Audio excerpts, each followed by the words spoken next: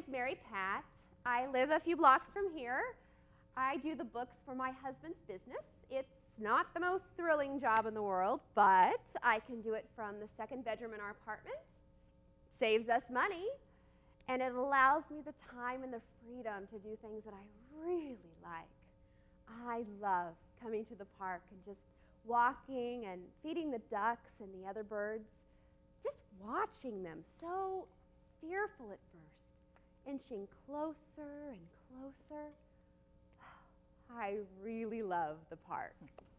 The park is my refuge, my oasis from corporate America. Hi, I'm Jean. I work on the 23rd floor of that building. I'm in the insurance business.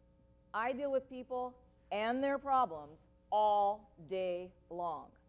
That's why I like the park. The park is like a breath of fresh air, and I like watching people, especially people who don't need anything from me. People who like to push their kids on the swings or feed the ducks. I eat my lunch here nearly every day. Every day I'd watch her feed those ducks and thought if I could just get my hands on that bread. I'm Rachel. I live on the streets. I was hungry, and what those ducks were getting was looking real good. So one day I made a run for it. Hey! I called out, but she was running off into the trees with a bag of bread crust. A bag of bread crust. It was more than I've had in the past 2 days. I was hungry. I wasn't hungry. After what I just seen, it could have been her purse. It could have been your purse, my husband told me. He wanted me to stay away from the park for a few days, but I just couldn't stop thinking about her, that woman, probably homeless.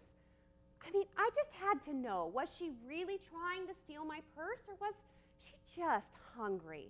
So I went back. I went back, without my purse, of course, and there she was, with another bag of bread.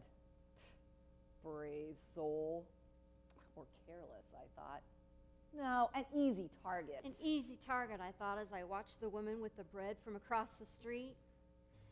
I'm a pretty fast runner, and I didn't see no cops around, so I made a run for it. Hey! From out of nowhere, she shoves me into the park bench and rips the bag from my hand. I saw her this time. Her face. Ouch. My wrist began to throb. I found out later it was fractured. I shuddered to think at what I'd just seen as I walked back to my office. Oh, I shuddered to think of what life might be like for her. I shuddered from the cold and ate the sandwich. That silly woman was about to throw a sandwich to the birds. It was in the bread bag whole. She didn't even break it up in little pieces. I hope I hadn't hurt her too bad. It was a good sandwich.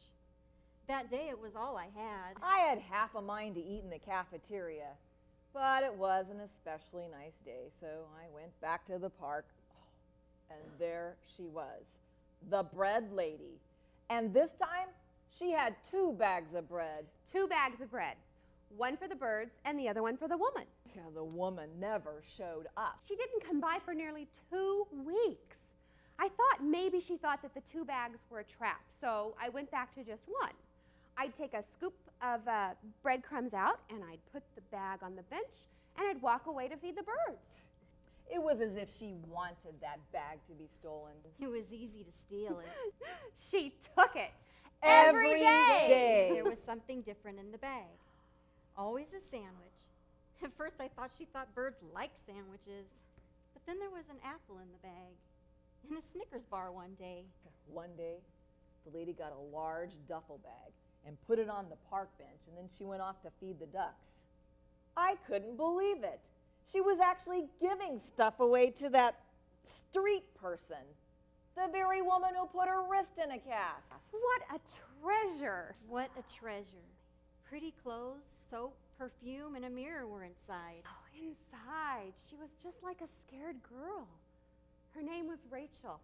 She came by to thank me the next day. The next day, I saw them sitting on a park bench, together, talking, as if they were friends or something. I bet that girl was setting that woman up for a major ripoff. It's sad. Some people have no common sense.